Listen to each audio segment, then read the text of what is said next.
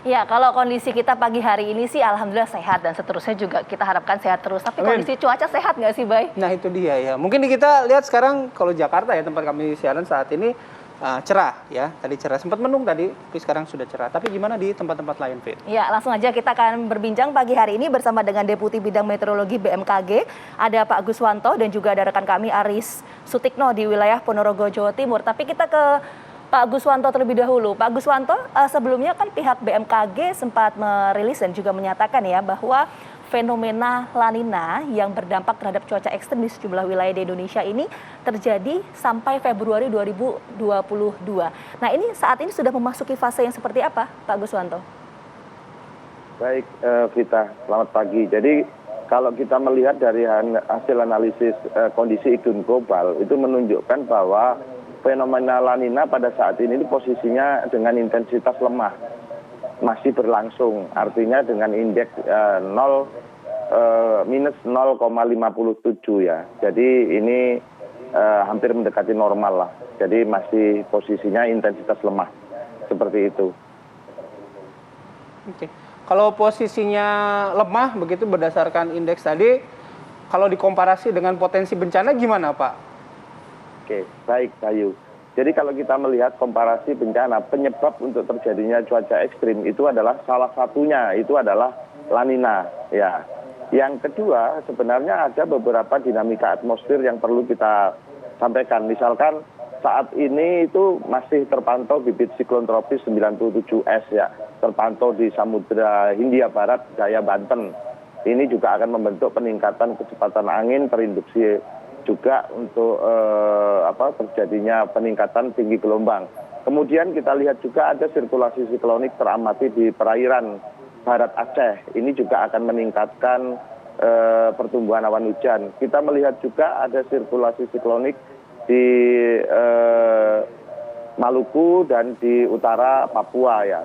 Dan ini juga kita melihat adanya daerah konvergensi yang memanjang dari Sumatera Selatan hingga Jambi, Jawa Tengah, Jawa Barat dan Jawa Timur hingga DI Yogyakarta. Dari sini kondisi-kondisi tersebut mampu meningkatkan pertumbuhan awan hujan di sekitar wilayah sirkulasi siklonik. Artinya nanti kalau kita lihat sepekan ke depan ini, Mas Bayu, itu masih ada perlu diwaspadai yaitu untuk wilayah Riau, Kepulauan Riau, Jambi, Sumatera Selatan, Lampung, Banten, DKI Jakarta, Jawa Barat, Jawa Tengah, DIY, Jawa Timur, Kaltara, Kaltim, Sulsel, Sulteng, Gorontalo, Sultra, dan Papua bagian selatan ini masih berpotensi untuk terjadi hujan sedang hingga lebat pada sore dan awal malam. Karena kita juga melihat bahwa ada fenomena yang lain yaitu Madden-Julian Oscillation itu saat ini posisinya di kuadran 3 menuju kuadran 4. Kuadran 3 itu posisinya adalah Samudra Hindia menuju ke benua maritim. Artinya nanti ini akan juga dapat meningkatkan potensi awan hujan dan akhirnya jatuh menjadi hujan. Dan ini bisa menimbulkan bencana hidrometeorologi apabila jatuh di wilayah dengan lingkungan daya dukung, daya tampung yang tidak memadai. Kira-kira demikian Mas Bayu dan Mbak Gita. Nah, Pak Guswanto tadi sudah menyebutkan beberapa wilayah kemudian potensinya untuk 1 pekan ke depan begitu ada bencana potensi bencana hidrometeorologi. Kalau ngomongin soal ini Pak, soal hujan gitu, hujan deras, intensitasnya akan sebesar apa sih Pak? Biar ada bayangan gitu kita semua nih yang nonton Pak Guswanto pagi hari ini. Baik. Kalau kita melihat dengan intensitas hujan, kita membedakan ya Mas Bayu. Kalau intensitas hujan itu 0 sampai 10 itu adalah hujan ringan. Kemudian 10 kira-kira nanti sampai 20 itu hujan ringan menuju ke sedang, dan sedang 20, 50 itu sedang, 50 sampai 100 itu hujan lebat, 100, 150 itu sangat lebat, dan lebih dari 150 ekstrim. Jadi kemungkinan yang akan terjadi tadi adalah 50 mm lebih. Jadi kategorinya lebat sampai dengan ekstrim. Kira-kira demikian Mas Bayu, kalau kita melihat. Oke, Pak Guswanto, menarik juga karena begini, kalau kita bicara soal cuaca ekstrim itu kan yang harus betul-betul menjadi concern kita adalah berkaitan dengan fenomena La Nina. Tapi kalau kita melihat dalam catatan sejarah, Pak Guswanto, bicara soal fenomena La Nina ini kan sejak tahun 80-an kan terjadinya itu kan dalam rentang waktu 2 sampai 7 tahun, tapi di tahun 90-an ini juga dinyatakan oleh BMKG terjadi dalam rentang waktu yang cukup sebentar juga, 3 sampai 5 tahun. Nah, apa yang membedakan mengenai hal ini, Pak Guswanto? Jadi begini, memang kalau kita melihat data historical terjadinya El Nino maupun La Nina ya, itu kita melihat tahun-tahun sebelumnya sama seperti yang sampaikan kita, itu periodenya 5 sampai 7 tahun dan kemudian sekarang makin cepat frekuensinya. Itu sekitar 3 sampai 5 tahun. Dan sekarang lebih beruntun lagi nih, ada 2 sampai 3 tahun saja. Tahun 2021 yang lalu itu kan juga La Nina ya, musim hujan 2020 menuju 2021 itu juga La Nina, dan 2021 menuju 2022 ini juga La Nina, jadi berturut-turut. Nah, ini kalau kita melihat memang faktor-faktor yang menyebabkan banyak sekali ya percepatannya itu. Barangkali kalau kita melihat, kita hubungkan bagaimana tentang kejadian perubahan iklim yang terjadi di wilayah kita.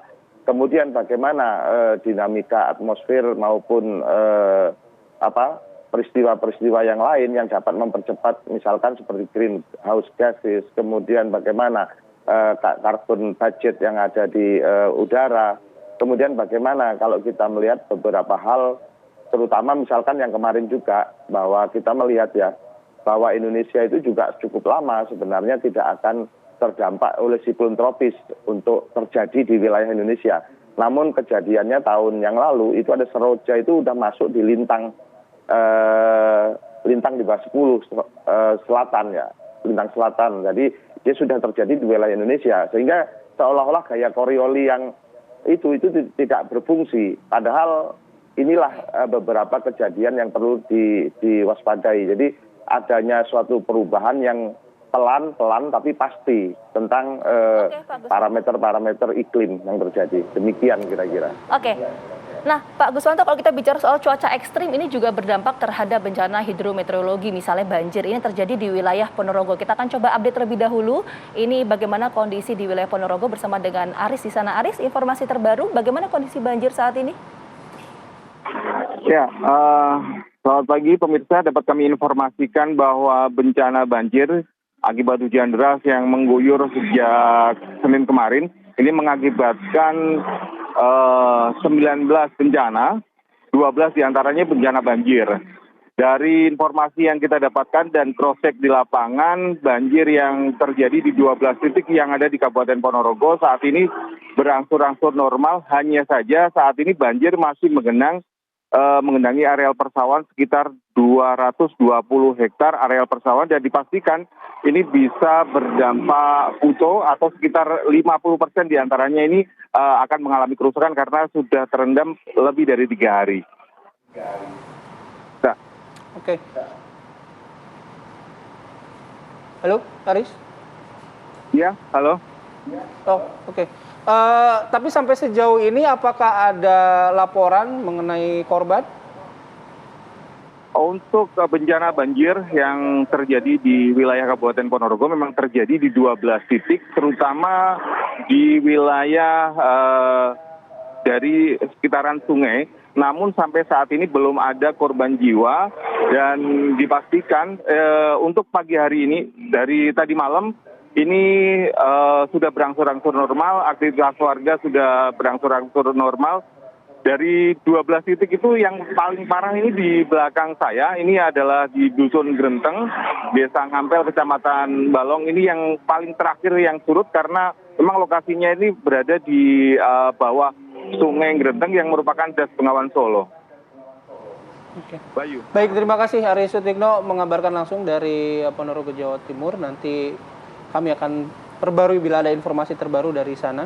Pak Guswanto, nanti kita ngobrol lagi Pak mengenai kondisi cuaca di Indonesia, tapi kami harus jeda terlebih dahulu. Kami akan kembali sesaat lagi.